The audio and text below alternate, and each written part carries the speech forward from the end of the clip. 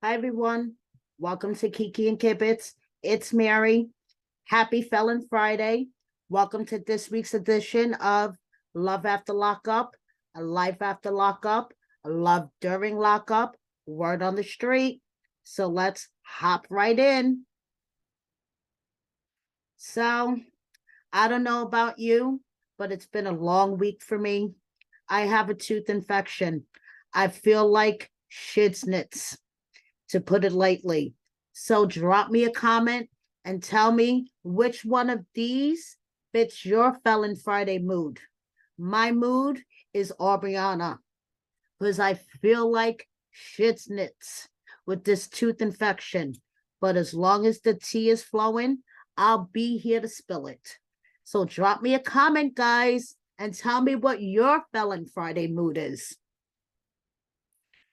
Listening to all these complaints about my Felon Friday addiction, that's what I feel like. But TGIFF, it's finally Felon Friday. So let's get into it. So the results of Wackadoodle of the Week last week, Cam narrowly won it over Blaine. Honestly, I think Blaine should have won because how the fuck did he think he was going to get away with sneaking his ankle monitor the size of an MP3 player past Lindsay? But Cam won. And yeah, I mean, Cam thought going to the studio counted as job searching, and Eris was not having it.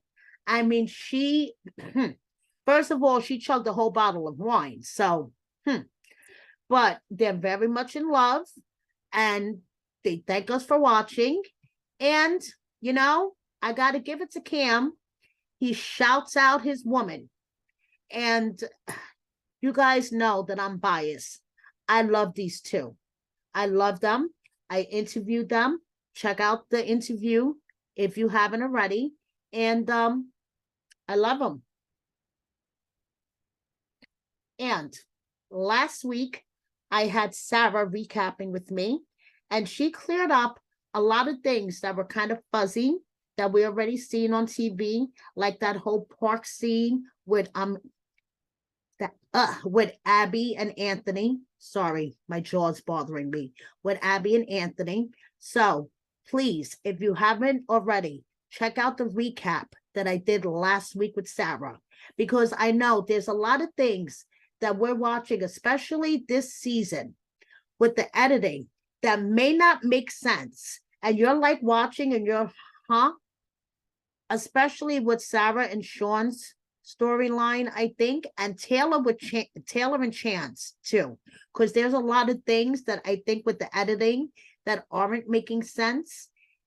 Check out Sarah's recap with me, and it may fall into place for you. And speaking of Taylor and Chance, they are having their turn tomorrow night, 9 p.m. Eastern, 6 p.m. West Coast time. They are recapping tonight's episode with me, and they will clarify and clear up all the things that we have already seen. They won't spoil anything yet to come, but clear up all the things we have already seen that we're like, what the fuck? Like Chance, what the fuck? And you could submit your questions for Taylor and Chance in the comments, DM them to me on Twitter, email them to me, whichever way you like. Submit your comments to Taylor and Chance. They will be with me tomorrow night live, 9 p.m. Eastern, 6 p.m. West Coast time. Here's your chance to talk to Taylor and Chance. Blaine had a wreck yesterday. Kagan was in the car with him. Thank goodness everybody is fine. A truck could be replaced, but thank goodness everyone is good. I spoke with Blaine this morning. I texted him last night. He texted me back.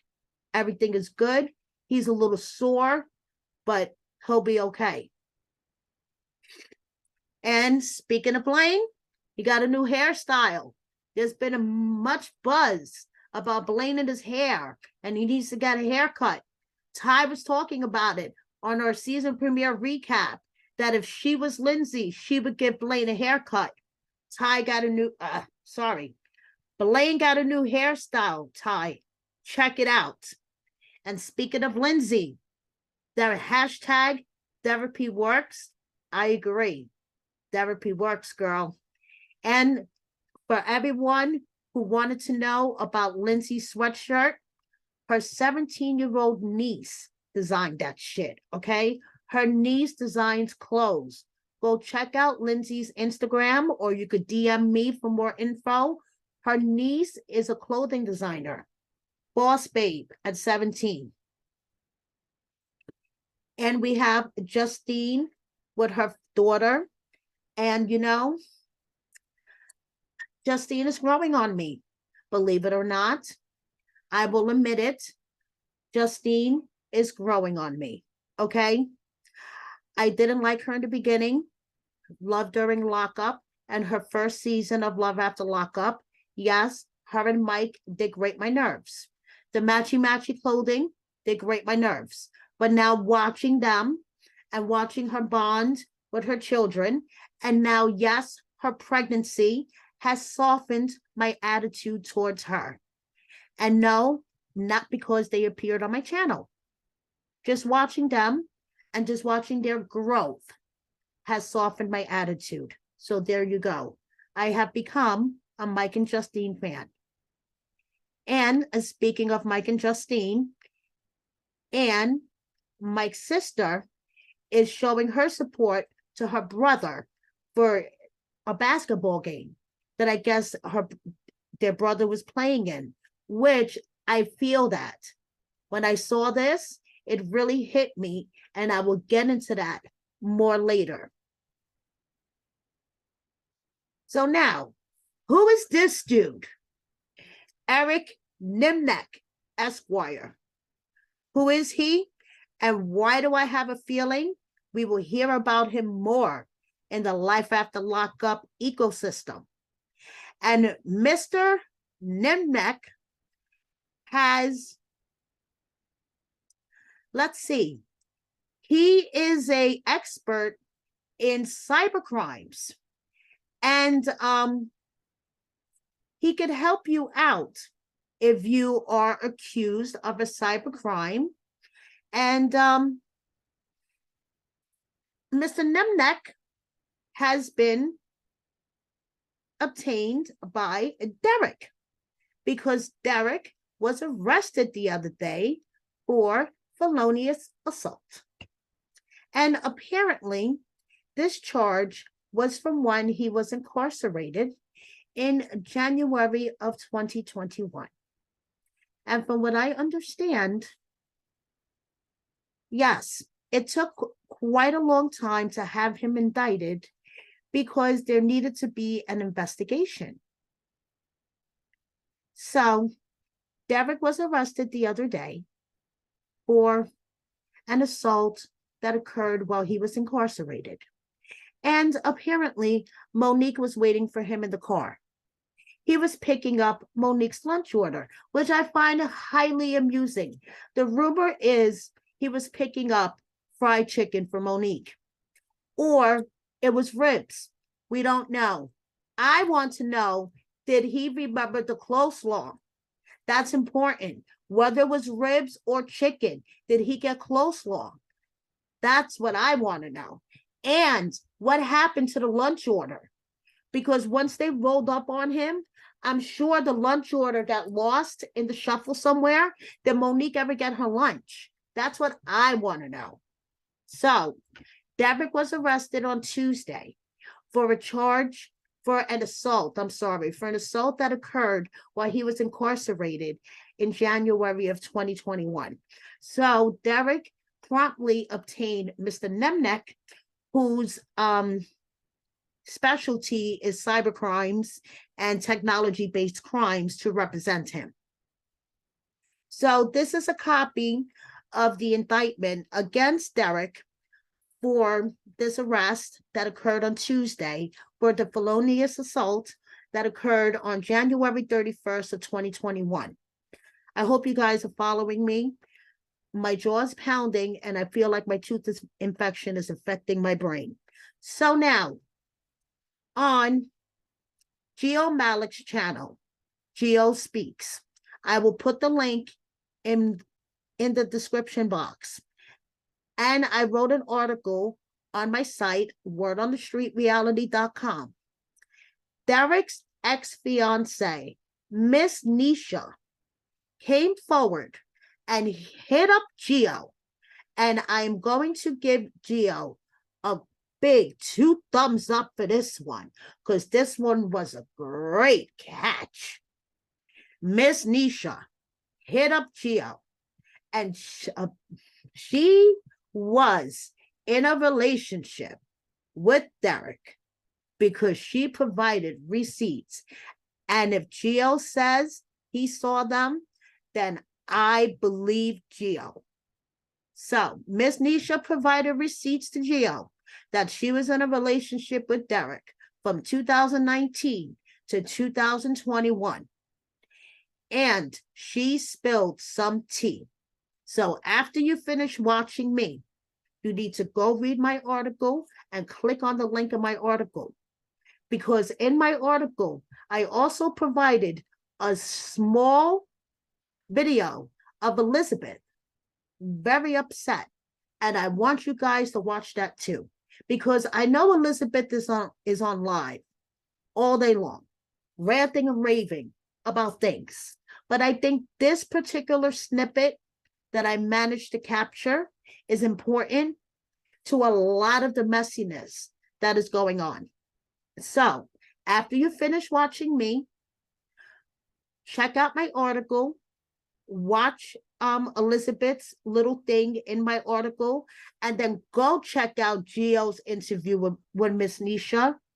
Get your popcorn ready, have your blunt rolled, and sit back and watch this. Because by the time you're done, you will have a new nickname for Monique that starts with an H. Your mouth will be on the floor, and all the pieces of the puzzle will fall together. And that's all I'm going to say. So they may be living it up in the clubs now, enjoying the chicken in the clubs in Atlanta. But, you know, when Miss Nesha spilling this tea, Monique may find herself being a prison wife. Just saying. I'm just saying. And I'm not lazy. I don't read tarot cards, but I have a feeling that you may see Derek and Monique, your favorite couple, on your favorite channel, interviewing very soon. Just saying. So now, speaking of prison wives, I mean, everyone's getting arrested. This is like freaking crazy. I mean, like, this is the worst week to have a tooth infection. So, Andrea, we know Lamar is back in jail. So Andrea, after 2.5 years of not being on Instagram, not being on social media, is crying all over Instagram. Does any prison wives want to get together? Do we want to have a support group? So she's been approved to see Lamar. So great. She's been approved to see Lamar. I mean, they need to check the cameras. They need to check behind vending machines, because I don't know if she's taking hormone shots and she's going to try to get pregnant again. I don't know. Like insane, because we all remember how she got pregnant with Priscilla. Okay. So anyway, I did this article. Check out wordonthestreetreality.com, because what does Lacey, Andrea, Sarah, not Sean Sarah, the other Sarah, and Maria all have in common? If you don't know, go check out my article. But this gets even crazier, because only in Love After Lockup Land, this would happen, okay? The boil on my ass, because not only do I have a tooth infection, if you guys watch me on a regular basis, you know who the boil on my ass is. The boil on my ass is commenting on Andrea's, is in Andrea's comment section. But the boil on my ass is supposed to be dating Glorietta. Like, why are you asking Andrea to hit you up if you are dating Glorietta? But wait a minute. But Tammy and Amy from 1,000 Pound Sisters are your ideal type, and you're dating Glorietta, but you're asking Andrea, the Mormon, who is married to Lamar, to hit you up. This is the boil on my ass who has been DMing me, asking me why we can't be friends for months. And mind you, from what I understand, the boil on my ass is on another content creator's channel, shirtless. A whole interview, shirtless. Okay, like he is here. Now, this boil on my ass also thinks it's cute to portray an actor, a bad actor that is, that has an alcohol problem, because he does not have an alcohol problem. He just portrays a bad actor to have an alcohol problem. And from someone that actually has alcoholics in her family, I do not appreciate that. So the boil on my ass that is being pandered to by the other content creator on her channel, shirtless, throughout the whole interview, talking about his fake relationship with Glorietta, who is turning into the other boil on my ass. She is also in my DMs asking if she could appear on my Zoom with filters. Now, this boil on my ass, who puts up a picture of a dog. If anyone is feeling sad, I hope this picture lifts your spirits. We all love a fur baby. Oh, yeah, that's so great. Yes. Yes, Glorietta, that's fantastic. Well, maybe you shouldn't make fun of and mock Heather's mental illness for whatever this publicity stunt, Google SEO thingy that you're trying to do to get yourself out there and searchable on Google, like your boyfriend, #1 boil on my ass. Will you be my friend in my DMs? Now you want to appear on my Zoom. I asked you if you wanted to interview, and first you were like, oh, okay. But now, all of a sudden, you want to appear on my Zoom. Not interested. Thank you, but no thank you. Because you think making fun of mental health is cute. Examples. Okay? Why were you dragging Heather into your little publicity stunt? Heather, as we all know, in the life after lockup, love after lockup ecosystem, is mentally ill, homeless on the streets of Chicago.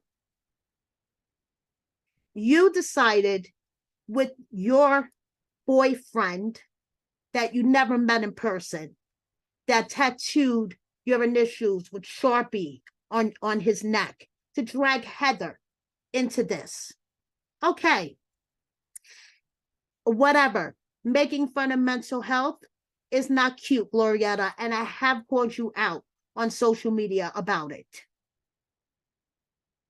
Even Dylan is like, what the fuck is going on? You dragged Dylan into it. Dylan's like, what the fuck? Leave me alone. He only wants female or male bun hair models. That's all he gives a shit about. Like, leave him the fuck out of it. I mean, this is obviously a publicity stunt. You took a poll to ask people whether you should unblock Josh. Please, give me a fucking break. Then you announce to the world that you're watching this current season. Who gives a flying shit? I don't. Honestly, at this point, I don't. I did in the beginning, but now, after all this crap, I don't. You could go to any other content creator. Get out of my DMs, Glorietta, okay? Now we have, honestly, it gets so bad. You know that it's gotten so bad when Mandy has to block you. When Mandy has to block you, you know it's bad, okay? You know it's bad. She has dragged Mandy into this, guys. I do not know what her end game is, but she claims that she has DMs from Mandy and she will be posting them. And hey, I am here. I am all here for Mandy showing up to her doorstep and dragging her down the street at this point. Because if there was a fight between Glorietta and Mandy, and I am a betting person, everyone knows I like a good casino, I would bet my 50 cents on Mandy. And we all know it wouldn't be a word on the street without Mandy and Maurice, and Mandy with her filters, her stolen birthday presents. And I'm sad, and I'm really, really sad that she feels the need to put filters on her daughter. And of course, it wouldn't be an addition of word on the street without Shane and Lacey. And I'm not Lacey. I don't read tarot cards, but Shane is trying to keep things positive, working out, going outside. I think I need to go outside more, but it's cold as fuck still in New York. Mother Nature is menopausal like I am. I don't think she realizes that April 1st is tomorrow. She's playing a cruel April Fool's joke on me. It is 37 degrees today. Can you believe this crap? So guys, little bit of news. Dalton is home. Chevelle loves her food, and Quaylon is thanking God for seeing another day. And let me tell you, with this tooth infection, so am I. These antibiotics need to work, guys. Indy, that sandwich and soup looks really good. And you know who else looks really good? Your brother John. Santiba is loving life, and she has a good reason to. She got a new babe. He is her own Magic Mike. And I wrote a whole article about them too. Go check it out on my site, wordonthestreetreality.com. And I have an exclusive little music video of her man. He's a musician. Go check it out. Unfortunately, not all love stories from Love During Lockup end up with a happily ever after. Jessica and Dustin's didn't. Jessica is the collateral damage of his drug addiction. Unfortunately, addiction has collateral damage. Alcoholism, collateral damage. I am collateral damage of alcoholism. That's why the boil on my ass, pretending that he's an alcoholic, doesn't sit well with me. Go check out the article about Jessica and Dustin and how Jessica is the collateral damage of Dustin's addiction. It's really sad when you're the collateral damage of somebody else's addiction. It's not cute.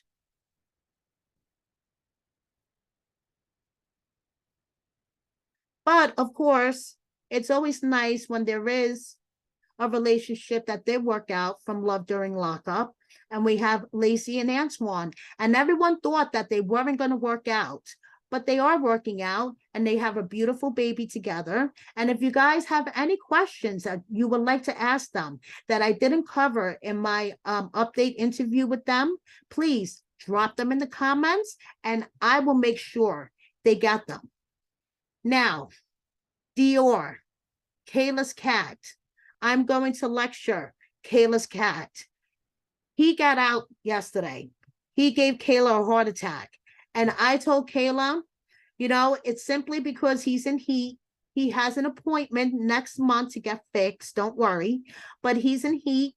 He just wants to go get his rocks off and he'll be back when he's hungry. And guess what? He came back a couple of hours later.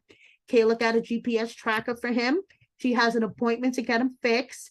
But Dior, you're going to give your mommy a heart attack. Cut your shiznits. So guys, Brianna started her career transformation business. If you guys have been out of the workforce for a while, say if you're getting you don't know where to go with your job, you feel stuck, or if you want to renegotiate your salary, okay, you want to go to your boss, you know something, I think I'm worth more and I want more money, but you don't know how to do it. Brianna can help you. Hit her up. Her site is she-reinvents.com, or go to her IG. I'm going to put it in the description box, but please hit her up. She will give you a 30-minute free consultation. I'm sorry, guys. She will help you out, totally see what she could do for you, assess your needs, and hey, we all have to take control of our careers and ask for what we want, because if we don't ask, we don't get it. My jaw is throbbing. I'm going to wrap this up.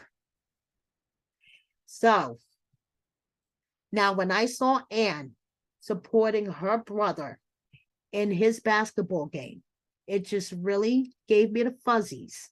And I'm going to share this, a little bit of personal stuff about myself. The boy in the middle is my son, this little white boy here wearing the light blue and gray sweater on the left. In the picture on the right, on the left, is my son, James. He is a e-gamer.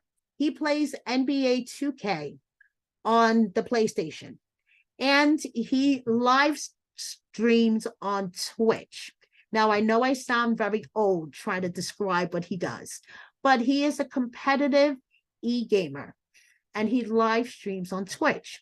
And he and his two teammates qualified for the Slam Dunk coin-based tournament in TC in Washington, D.C.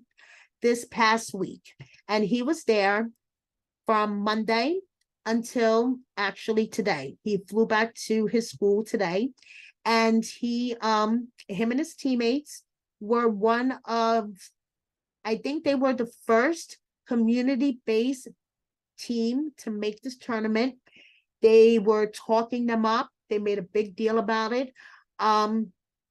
They faced a professional team in the first round.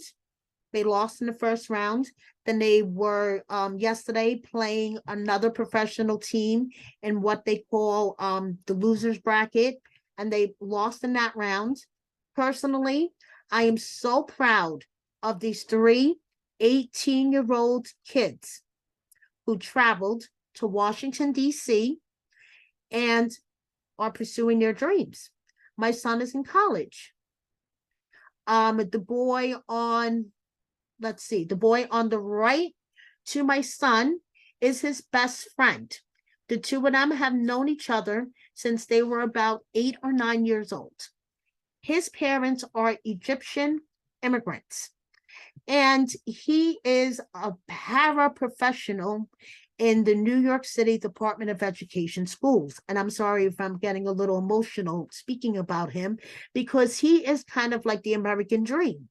And him and my son, the two of them, they love playing video games.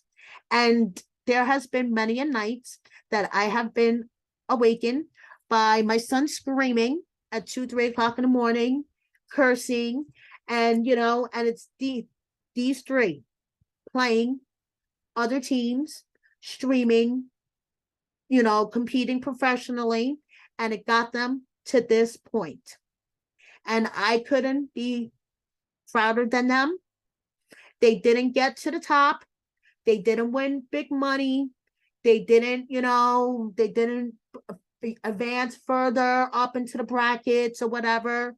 But I love them. I love my son. I love his ambition. At 18, he has accomplished way more than I did. And that's all I got to say. I mean, I sit here spilling everybody's tea out there. So I want to spill my tea, and my kid is the greatest. So, closing out this week's edition of Word on the Street, I just want to say, I feel you, dude. I feel you.